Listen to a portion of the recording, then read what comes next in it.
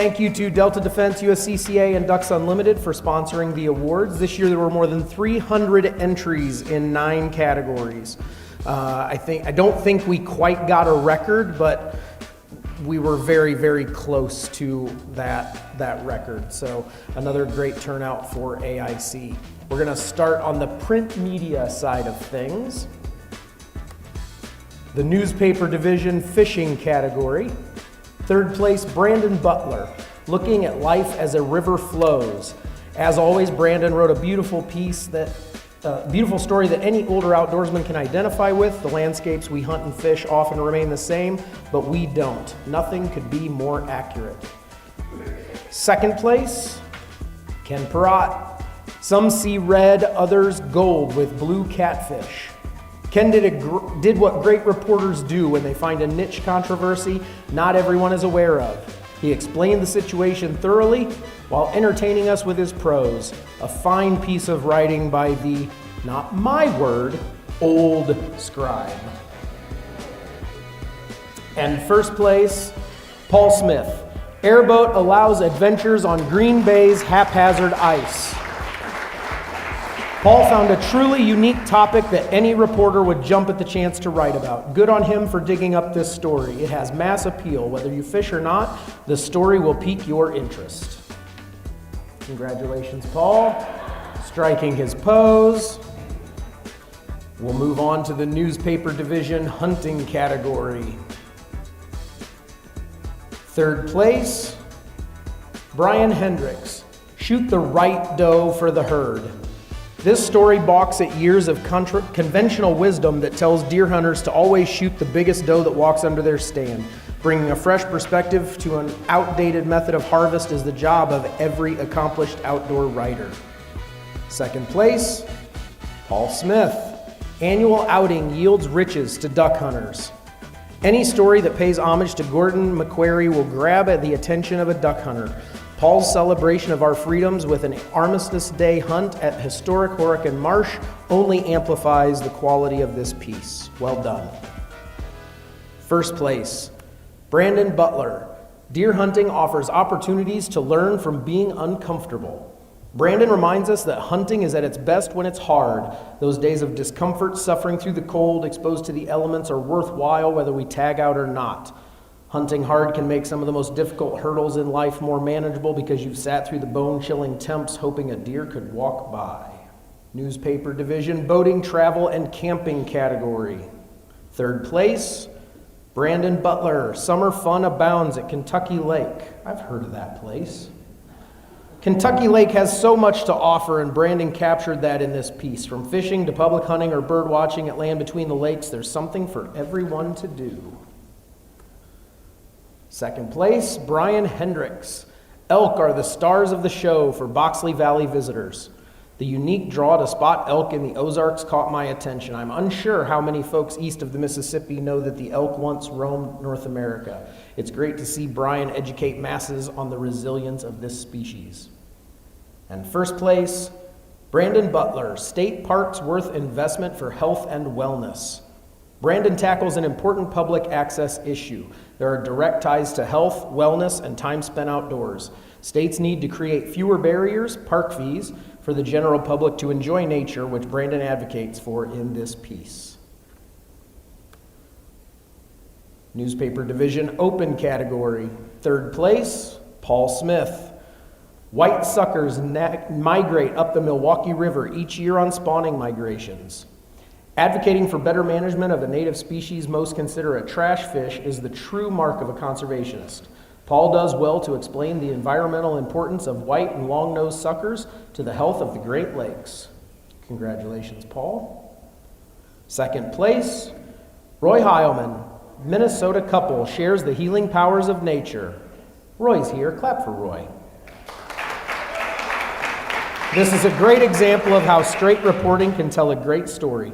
There is nothing poetic about this piece, but there doesn't need to be. Roy clearly did some digging, found an exemplary Minnesota couple, and wrote about the work they are doing.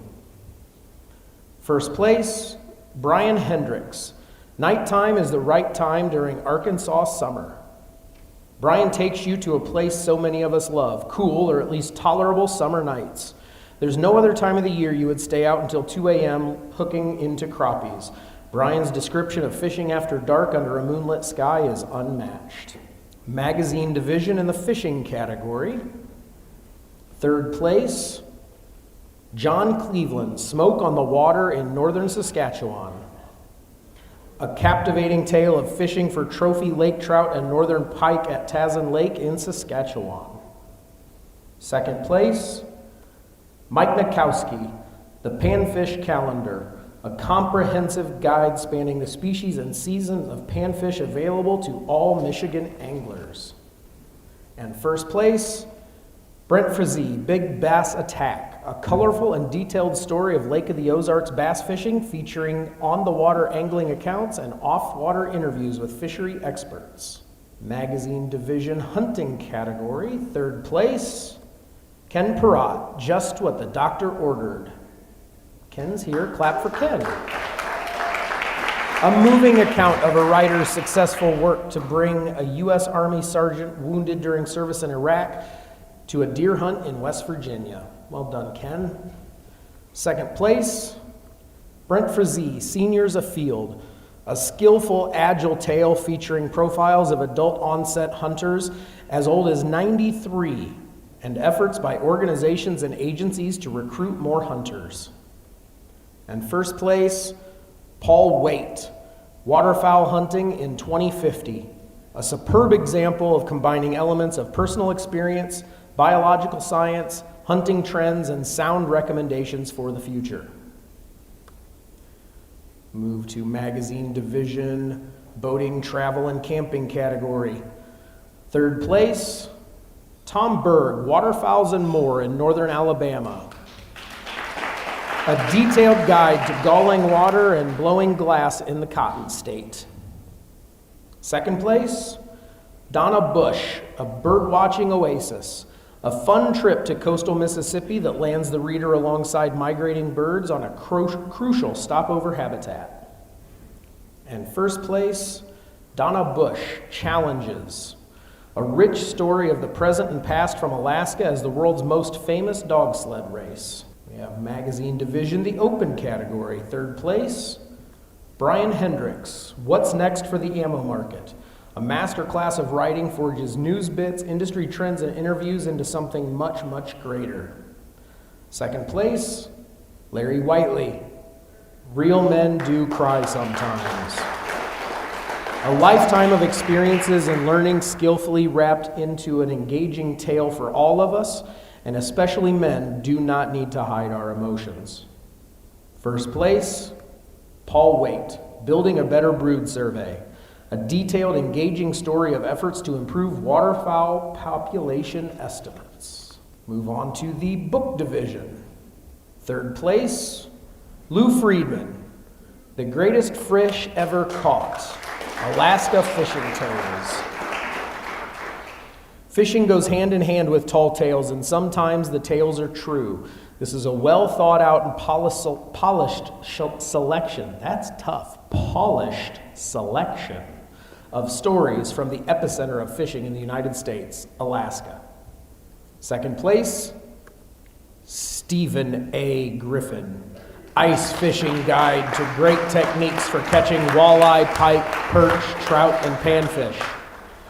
Rarely does a book seamlessly blend entertaining and informative information. Steve has imparted vital, life-saving information in a style that makes the reader want to turn to the next page. And first place, Philip Larson, A Few Memorable Days. This book is everything a travel memoir should be, descriptive and engulfing. Reading the well-crafted narrative swept the reader into the travels, from the icy chatter of skis across the ice of Minnesota to the miasma of Calcutta.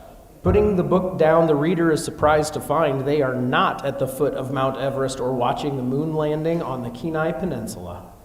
Congratulations, Phil.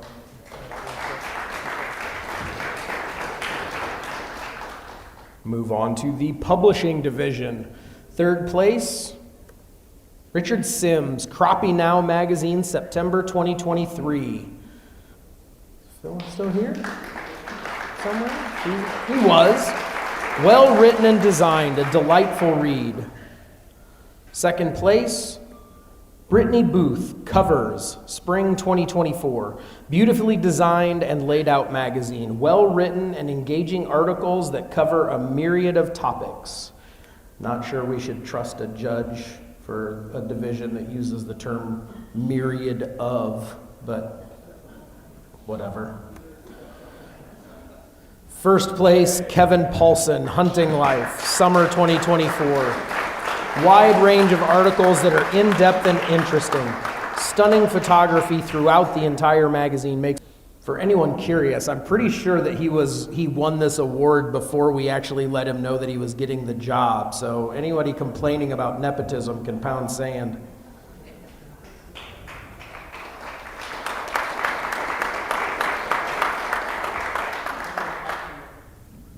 He wants to do an acceptance speech. No acceptance speech. I just wanted to add, Brittany Booth, who was second place in this edition, also edits my magazine, and this could not even come close to being possible without her.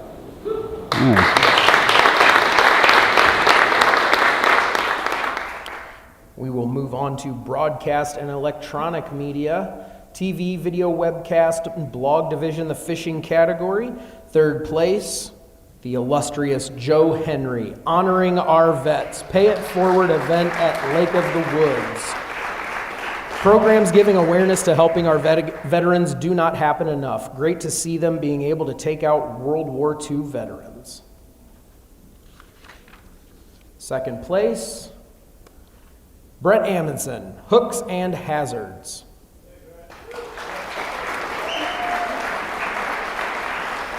Brett did an exceptional job of educating fishermen about the dangers of bait dumping, something 99% of fishermen won't think about. Great work for conservation. First place, Brandon Butler, Clean Water, Breweries, and Trout in the Driftless region of Iowa. Brandon did a great job showing the connection between agriculture and the hidden trout gem in Iowa, where trout fishing is not your typical sport fish. The interviews were very informative. TV, video cast, vlog division, hunting category. Third place, Brandon Butler. Shiraz, a non-resident Montana moose hunt. Opening the show with the relatability that every hunter has. Waiting years for a dream hunt that you've spent years and decades waiting for. This episode connects with any viewer. Second place, Dan Amundsen. 1956, recreating the legendary waterfowl hunt. We can clap for Dan, who's here too. A great show showcasing how it is more than just hunting. Anything, including family and generational traditions, is always a win. First place, Brett Amundsen. Raising Tiny, the ups and downs of raising a hunting dog. Talking about the stages and transitions of a hunting dog within a family brings out the raw emotion in all hunters. Great depiction of the stages that we all love and then dread. See, Brett can't come to AGLOW without bringing Dan, because if Brett's not here, who takes pictures of him? And if Dan's not here, then it's vice versa. It's ridiculous with these two. TV, video, webcast, vlog division, open category. Third place, Brett Amundsen, Fall on the Marsh. That sounds like a terrible idea. The footage of the migrating birds was amazing. Talking about the migration gives understanding for hunters and birdwatchers alike. Also giving information on where conservation funds go is great work to help everyone understand where their dollars are going. Second place, Bill Shirk, Remembering the Fits. Showcasing a boating accident to continue to bring attention to water safety and knowledge is a great way to train and remind everyone. They did a great job transitioning to different seasons and activities in Minnesota. It's also very interesting that the musician is using his music to help with upland bird conservation. First place, Bill Shirk. Katie did winter camp. They did a great job of showing kids and youth how to camp during the winter while keeping viewers engaged. Youth in the outdoors is always a hit. The radio and podcast division fishing category, third place, Brett Amundsen, State of the Sturgeon. The hosts of the show covered many topics, including the state of sturgeon population in the Minnesota area. Not many people know much about this fish species. For someone who has never seen a sturgeon in person, it was fascinating to learn more about these primitive ancient fish from the experts in the area. Congratulations, Brett. Second place, Bill Shirk, The Tale of Mepps Lures. This was a fascinating look behind the scenes of a legendary lure company. I didn't know where the Mepps name originated. I assumed it was a person's name, but it's actually a French acronym. Anyone who has ever thrown a Mepps spinnerbait, and that's practically everyone who's fished in the past 60 years, would enjoy listening to this highly informative show about the history of a great lure. And first place, Brandon Butler, Al Linder, co-founder of In Fisherman. I remember Al Linder from TV, but didn't know much about him. I thoroughly enjoyed listening to the show about the old days of fishing, starting a lure business, and how he went to Vietnam, returned, and became one of the pioneers of fishing television. It was delightful to listen to him tell stories about himself and the other early greats of the fishing world. Radio and podcast division hunting category, third place, Brett Amundsen, Wolf Management, Lawsuits, and Hunting Rights. The reintroduction of wolves in the lower 48 states is a controversial program. The hosts of the show talked with experts about wolf management in the Great Lakes area, discussing legal and ethical issues. On the topic of predators, they also told a story of a mountain lion killed by a vehicle on an interstate in Minneapolis, not exactly where one would expect to find a mountain lion.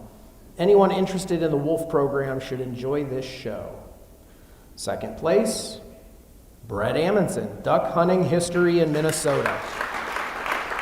As a duck hunter, I really liked this show. It discussed hunting in the late 19th and early 20th centuries. What those people must have seen back then, we will never see today. This was an interesting show that kept me pinned to my seat, listening and imagining myself in a duck blind with a black powder double barrel shooting canvasbacks 150 years ago. First place, Logan Medish, Wild Hunting and Poaching Stories with Two Game Wardens. This was an exciting show about the life of conservation officers, some of the things they see and do and the people they encounter. I particularly enjoyed the part about the father with 3 children who didn't have the proper hunting hat, red versus orange. He only had 3 orange hats and put them on his youngsters and instead wore a Cincinnati Reds cap for himself. The officer let him go because he was trying to follow the law and put the safety of the children first. Congratulations, Logan.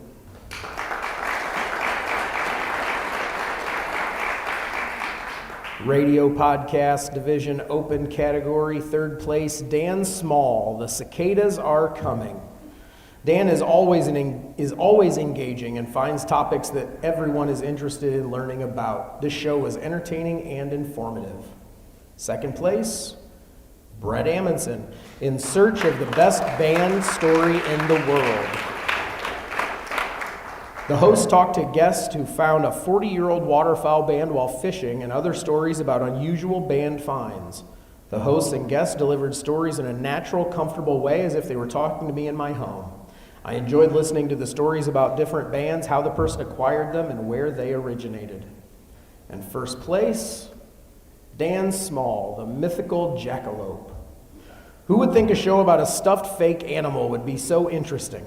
It was fascinating. The host talked about how the ubiquitous mythical animal, a jackalope, a jackrabbit with deer antlers or pronghorn horns attached to it, originated during the Great Depression when 2 brothers from Wyoming made a jackalope as a joke.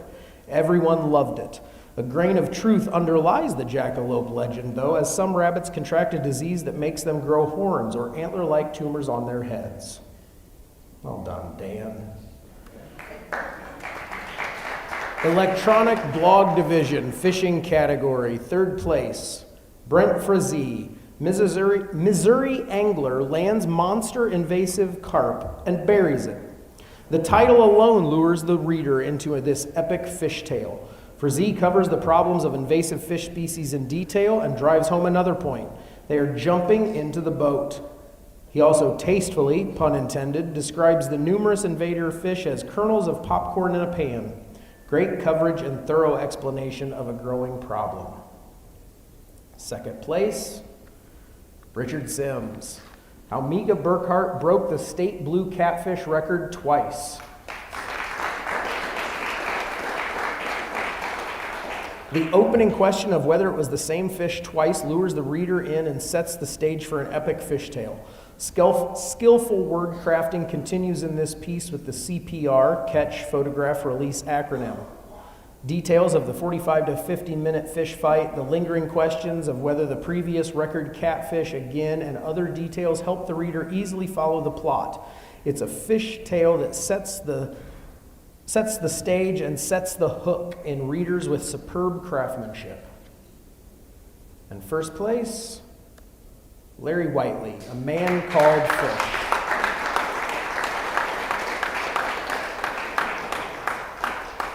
Whiteley uses great details to pull you into the aluminum boat and go along as he and fish make what could be a dying man's final fishing trip.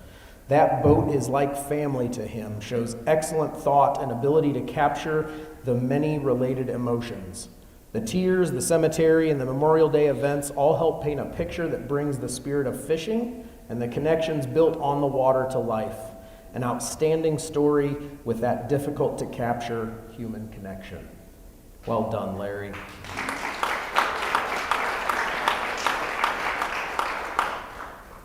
Electronic blog, hunting division, hunting category. Third place, Megan Pleat Postal, The Great Trail Camera Debate. The author thoroughly covers the pros and cons of technology in hunting and the popular or hated trail camera. She precisely delivers the points from Pope and Young and Boone and Crockett that guide those organizations in their limitations to trail cameras use by hunters. Postal covers this hot button issue in a professional manner and leaves readers to make their choice based on evidence or the many limiting factors. Well-developed coverage in an easy-to-understand and follow structure. Second place, Joe Henry. 15-year-old bags 279-pound monster buck during Minnesota youth season. This is a true story about a hunt and the deer of a lifetime that almost didn't happen.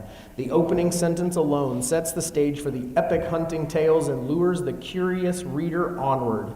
Henry pulls in other youth with easy-to-understand words, and then the hunter's take one more look clause is the part any hunter can relate to. The size and score of the buck matter, but what's most compelling is a young hunter choosing hunting over going to the movies, and has another young friend join him in the tree stand when the buck appears. Well told and a joy to read with and follow along with. First place, Brent Frizzy, New Hunter Learns to Thrive in the Wild. It's a crafty route with words to show moving from an anti-gun perspective to using a rifle to hunt and shoot on the second attempt a pronghorn, then gutting, cooking, and eating are carefully covered via select words to complete the entire story. You can nearly feel the personal struggle of the female hunter and her frustration in a missed shot, while others encourage her to continue the hunt. A great story, very well laid out. Congratulations, Brent. Electronic blog, open category. Third place, Roy Heilman, Cranes and Conservation on the Platte River. Heilman's opening comments make about so many cranes, 486,000 plus or minus 72,000, conveys the magnitude of the ensuing crane clouds. He continues to add words that clearly describe the impact of the many birds overhead as the watcher and lets the reader know it's a spectacle to behold. Wonderfully chaotic drives home the maddening skies overhead as the cranes take flight from the river to the fields. Then the lone crane that did not fly is masterfully described in words that tug at the reader's heartstrings. Nature isn't always pretty. Solidly close the door to this fact. Well written and closes with details on how to view this wonder of nature, an absolute must. Second place, Brett Amundsen, Who's Eating Those Gut Piles? A well-written piece on a topic normally overlooked. Interesting news about the gut pile visitors and their interaction with one another are covered in easy-to-follow words. In the search for something to write about, Amundsen obviously digs deep to bring a messy subject to life for his readers to experience.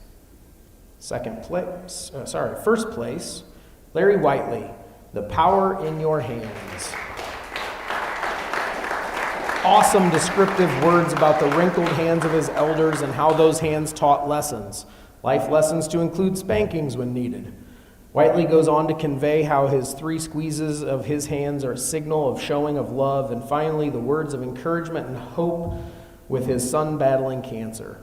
A moving piece written by a word master. Wow. Congratulations again, Larry.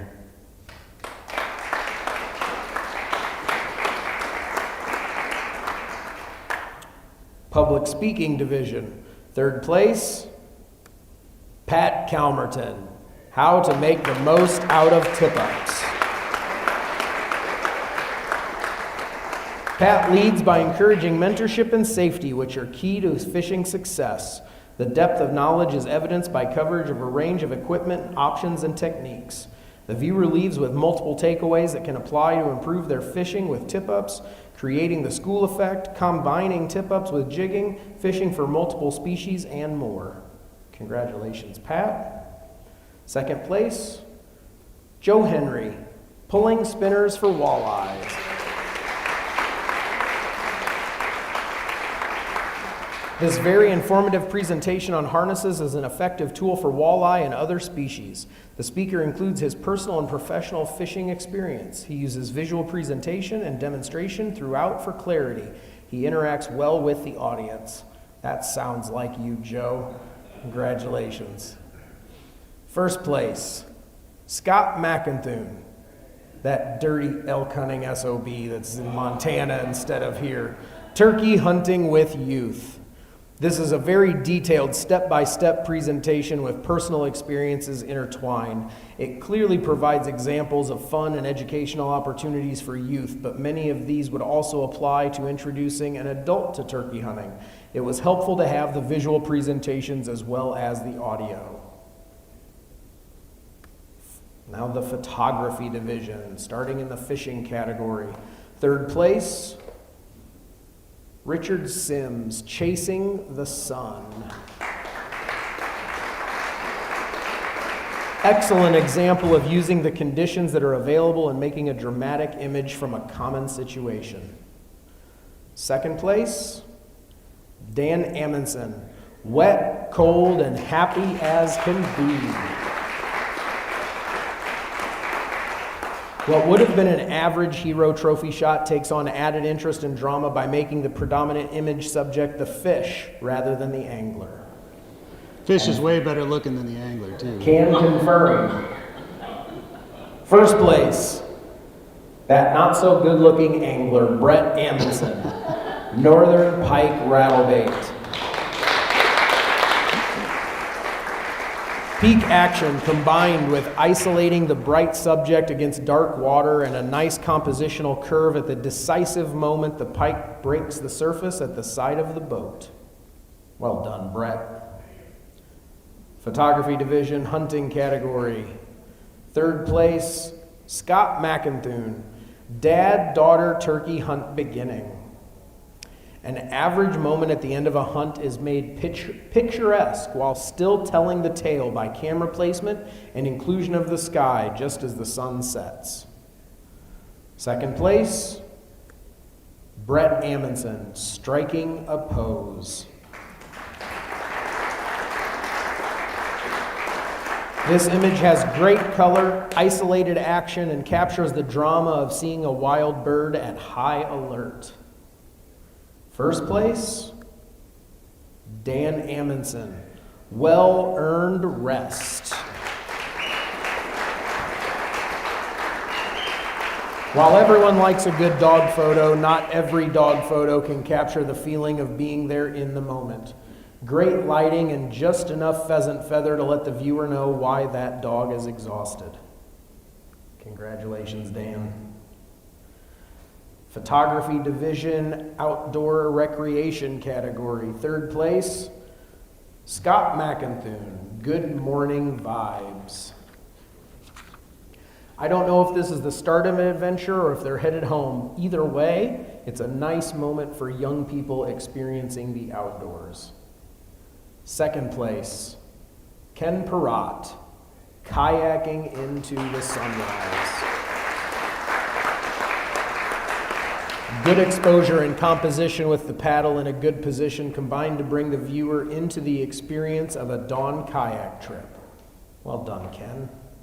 First place, Brett Amundsen, biker on path.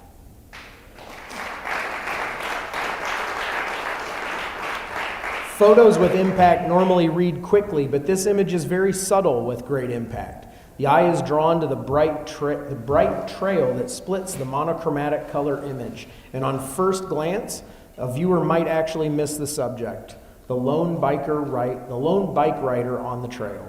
The realization of how puny the rider is compared to the vastness of the terrain comes slowly, but has great impact. Photography division, the outdoor scenic category, third place, Ken Perrott, The Sun Sets on the Rock.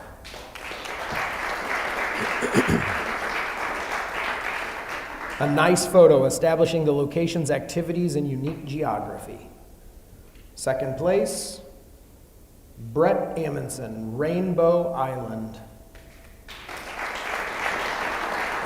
What a perfect example of the old saying, F8 and be there.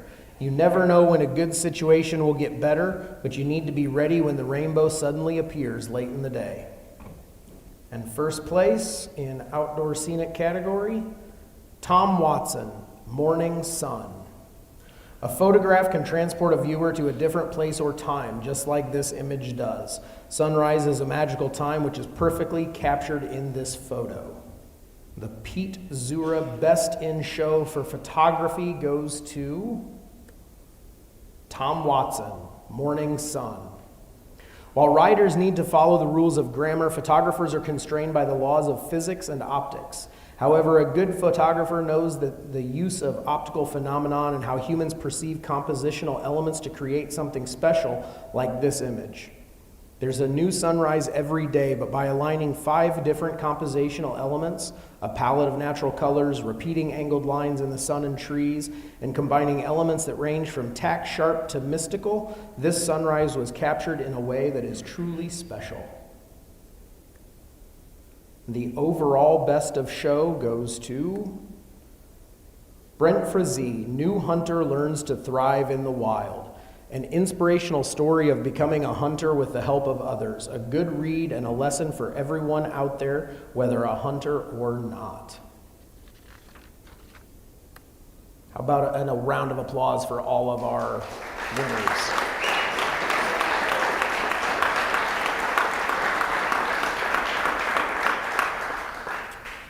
Obviously, I want to thank again Ducks Unlimited, Delta Defense for sponsoring this year's AIC Awards, and also thank you again to the American Sport Fishing Association for dinner, and we'll thank Kevin again since he paid for drinks too. We do have a hospitality again in 312 tonight, correct? So back at 312.